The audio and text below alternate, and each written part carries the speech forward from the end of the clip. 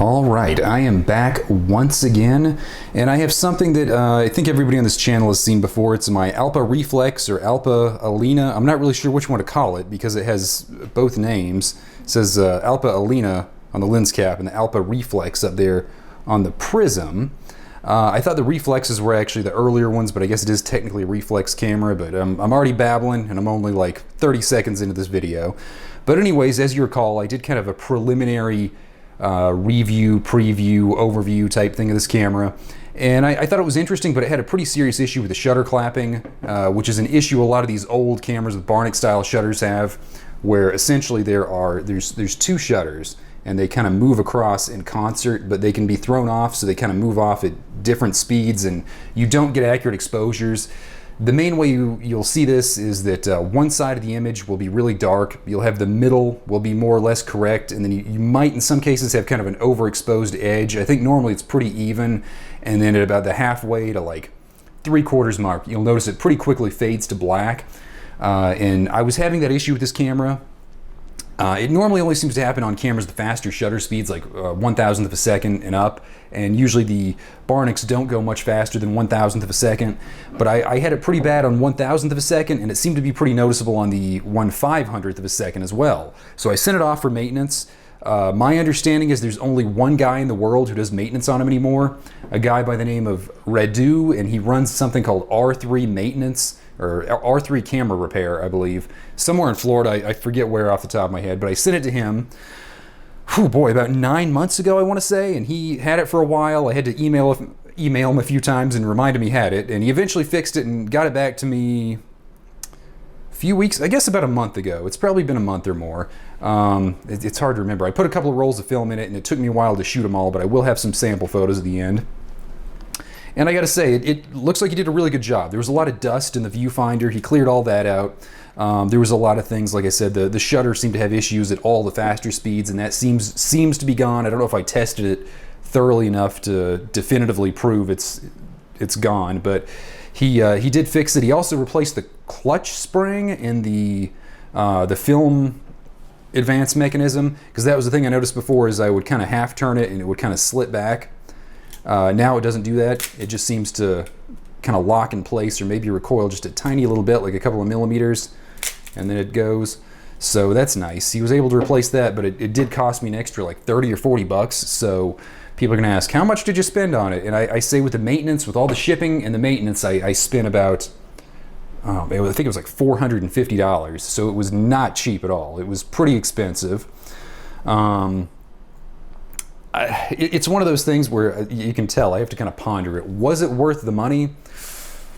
I guess that's kind of what I'm here to discuss. I honestly don't know. Alpas are pretty rare cameras from what I've seen, and a lot of them do seem to have, since they date from, I think most of them come from the late 1950s, you will see a lot of them do have damaged shutters. The shutter mechanisms are dislodged. They have a bunch of holes in the shutters. They need pretty serious maintenance.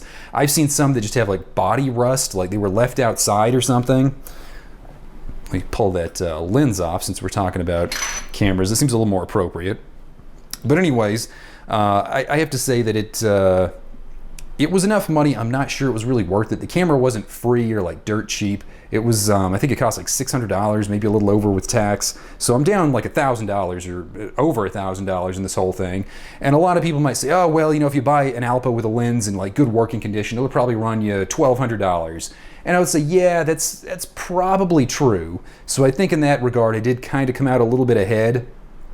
And I had wanted one of these cameras for a long time. They're weird. They're my kind of thing. They have that kind of pointless rangefinder. They have the 45-degree viewfinder slant, which is very unusual. They have the front shutter button, which is also something you don't see too much. And I think it's very rare on European cameras. So this is a Swiss-made camera with a German-made lens. I think I'd have a higher opinion of this camera if I had more lenses for it. I have this Xenon lens, which was made by Schneider, which is a company that's generally regarded as a pretty mid-level manufacturer that made more like budget type stuff. I was pretty impressed by it. I would say it's about on par with the Nikon lenses I've used before, and a lot of the Canon lenses and stuff. Maybe even a little better than some of them. but I can't say it's anything too miraculous. It has a nice depth of field, very good qualities. It's pretty sharp. Don't really have any complaints about it. Ergonomically, I think it works well. It's got a nice smooth focus. It's got this interesting little tab on the bottom to adjust the aperture with a little window on top where you can see it. That's kind of neat. But at the end of the day, I don't think all those things are really that different from most other SLRs I've used. And just for reference, I do have my Nikon here, my Nikon FM2 Titanium, the only F mount I have in working condition at the moment. And you can kind of see, a little too close, but you can see they're pretty close in size. Weight, they're pretty close. I think the Nikon FM2 Titanium is a little bit lighter, but that's probably because it's the titanium build model and not the standard one made out of brass. But they're, all in all, very comparable to each other in size and weight and functionality. The lenses are pretty comparable. I mean, the Nikon does have a built-in meter, which is a pretty big bonus in my mind, and I think a lot of people would agree with that statement. Whereas the Alpa is, you know, a little bit more of a rudimentary mechanical camera. I do have to say, I think everybody knows who watches this channel regularly, I like to collect things that are kind of weird and unusual, and I like to try and use them. And this camera is very usable now, which I think is probably rare for an Alpa of this vintage. But I don't know if it's... a lot of it feels a little gimmicky to me. You know, like the 45-degree angle on the viewfinder, you probably think, oh wow, that's really ergonomic. But then you try to use it and it's not that ergonomic. It's a little awkward, and even when you get used to it, it doesn't seem like a big advantage. And when you lay it down, it doesn't lay flush because this sticks out half an inch or like a centimeter or so. And the camera kind of tilts forward, which I don't mind, but at the same time, I'm afraid if I hit it on something, it might break. I don't know how likely that is, but it doesn't seem impossible. And I don't know. There's interesting features, like you see neat stuff like if you open it up, you have the film rewind mechanism. It has a little knob you pull up. And on a lot of these, it moves. It's very solid and stuck in there, but there's actually a little bit of give, like a clutch. So if you haven't released the actual little film release button to release the feeding spool right here, the top notch thing, or what do you call this, top knob, I guess, will kind of detach a little bit, and it kind of like comes forward and it spins around until it catches the clutch again. So that kind of keeps you from forcibly trying to retract the film when you haven't hit the button and potentially tearing the film, which is a really neat feature in a lot of ways. But it's also kind of pointless. I've seen a lot of cameras don't have the same feature. The Nikon doesn't have it. A lot of other cameras I have don't have it, and I don't see it as being a huge advantage. It's kind of clever, but then you also find out that sometimes when you start rewinding, even if you've released the clutch, it'll slip every once in a while, and you have to kind of bring it back around because you can kind of feel it slipping, and it just it doesn't seem to be the most practical thing in the world. It's an interesting solution, but I feel like it's a solution that's looking for a problem. And similar with like the little rangefinder mechanism. You got the little window back there, you look through it, it's just a straight 50mm finder. There's no other options. I know some of the later ones have a knob and you can kind of adjust it, and it covers like 50, I think 50, 35, and like 135mm lenses. I don't know why it has that much variance. You think it would probably be like 50, 85, 135, or like 35, 50, then like a 85 or 90 or something. But I just don't really see the point because you can't really focus with it. It just has a little window you look through, and I guess that's fine for referencing if you're doing like sort of outdoor nature photography and your lens is always set to infinity focus. But I don't think most people shoot like that often enough to justify having this little rangefinder, so I kind of question what the purpose of it was. But yeah, it's an interesting camera all in all. It's very intriguing. But I don't know if the intrigue really gets over the gimmickiness of it. Another thing I noticed, I mentioned before, is you can kind of set it at in between shutter speeds, because as the old shutter speeds marked like 50 and 100th of a second, whereas more modern cameras would have 60 and 125th of a second. And you can kind of set it in between, and you can, I don't know how well you can see it there, but you can kind of set it in between and probably hit those marks and a few others, which seems really neat and kind of useful, and I've used it some, but I think maybe some of my shutter speed issues were also coming from that, because I don't know if those are calibrated as accurately as the marked shutter speeds. I really don't know. There's not a ton of information about the usage of these cameras out there. You can find a couple of websites talking about how they were built and where they were built and the different types of lenses and, you know, production numbers and special custom models that were half frame and unusual repaints that were made for very specific organizations or companies and stuff. But at the end of the day, It's a neat camera, but I don't see many advantages to it, especially at the price point. I don't think this is a camera many people are going to go out and buy. A, because they seem to be pretty rare, and B, because they're pretty expensive. And the money spent on this Alpa, which again is $1,000 or more, you could easily go out and you could buy a Nikon, something like this, even a Nikon FM2 titanium, which is a little bit rare and more expensive. You could buy one of those for maybe $600 or $700. 50mm f1.4 lens, those are maybe $200-300, kind of depending on what exact model you go for and everything. You could get a 35 f2 for maybe $300. If you're really careful and you look around, you could probably get an older 50 f2 and like a 35mm or 28mm f2.8, each one for a little over $100. So you could have a more modern camera with two lenses that was still probably a little bit cheaper than this camera, which I think is appealing to a lot of people, especially when you look at film cameras and the high price of film over the last few years.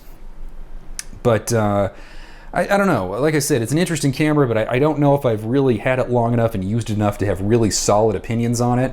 I know that's kind of contrary to what normally happens, but I normally, when I have a camera, I've had it and used it for several months to a year. And this one, I've technically had it now for well over a year. It's been out of my hands for like half that time, and I've used it a couple of times, obviously not to great success the first time. And this time I used it to more success, but I still feel I don't have much of an opinion, and I think part of that is because I want to have a high opinion of this camera. It's quirky, it's weird, it's the kind of thing that's up my alley. It's got this really cool kind of like, I guess kind of a retro futuristic look where it has the lines and curves and the kind of the script and the interesting build, but it just, it doesn't seem to really deliver that much. And that's not to say it really falls flat, but it doesn't deliver as much as a lot of the other cameras like the Nikon, which again is in a similar price range, but it has more lenses that are much easier to find. It's cheaper, it seems to be more mechanically reliable. I mean, there's a lot of ups to the Nikon, and I don't see too many ups with the Alpa, aside from the fact that, yeah, it's quirky, it's kind of rare. I guess some of the other lenses are probably better. I think that's one of my big qualms, is I've heard a lot of the other lenses out there are a lot better than this particular lens I have, which is awesome, but when you consider that they're both rare and they're pretty expensive, I don't know how many of them I'm ever going to get my hands on, and how much I'm really going to have a chance to use them. So that argument doesn't really hold much water, is what I'm trying to say. So I don't know, I've kind of rambled and ranted and haven't really come to any distinct conclusions. But I did get the Alpa working. I have to say it's not bad. It's on par with any other camera at this time period, maybe even a little bit ahead of a lot of them. But that's all I can really say. I feel like I still need more time to formulate an opinion on it, and maybe try out another lens if I can afford it. But yeah, for now, that's all I really have to say about this camera. Enjoy some of the sample images I have, and leave any questions you have below. I know some people were leaving comments in some of the previous videos talking about how rare it was and everything, which is kind of true. I think some people overstate the rareness. These cameras are kind of rare, but they're not that rare, because you have to remember the 6, the 7, the 8, and I think even the 4 and 5 are all pretty similar to one another.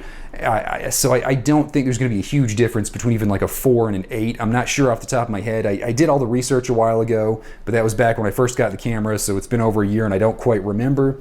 But there's plenty of resources out there if you want to look up these cameras and learn about it. I know there's differences in like the mirror return and some of the stuff, different viewfinders and these little secondary viewfinders. There's differences, but they're not massive. I don't think any one of them would really be a deal breaker. Like if you want an Alpa, I think most of them would do. I know the later ones like the Model 9, 10, and 11 do vary, and they're more of a standard Japanese type build, and I believe they were actually outsourced and built in Japan. So these are unique in that they're, to my knowledge, the only 35mm cameras built in Switzerland, and probably one of the few companies in Europe that built a 35mm camera that was really successful and stayed around for a while. I mean, obviously you have Leica and you have like Carl Zeiss to a large extent, but besides the two of them, I don't think many people can name too many European-made cameras, and Alpa's definitely in that small group, and they stuck around a lot longer than a lot of them, and they built a lot more camera models, and how much does that really count for? I don't know. I mean, there's definitely arguments to say that, like, they didn't do anything that impressive. Some people will claim they're the first SLR. They were not. But, they are what they are, and I think they're kind of interesting, but it's definitely something I don't think I would spend a ton of money on. I've seen a lot of these cameras on eBay, especially with those the Swiss R lenses sell for like $1,600, $2,000. I don't think that's really worth it from what I've seen. Even at this point, like $1,000 or more in on this camera, I'm a little disappointed. But I'm not gonna like throw it out the window or anything.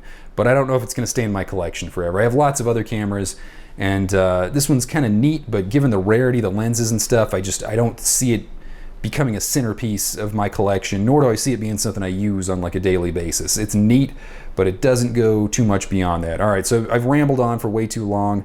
I'm gonna stop and I'm gonna show you those photos like I said I would do like 5 minutes ago. So enjoy that, and if you have any questions or comments, leave them. I'll try to answer them.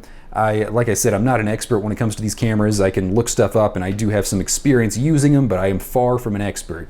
So leave a comment, I'll try to answer it, and I'm getting to those photos, I promise. I'm getting to them right now. There you go, you see? I said I'd get to them.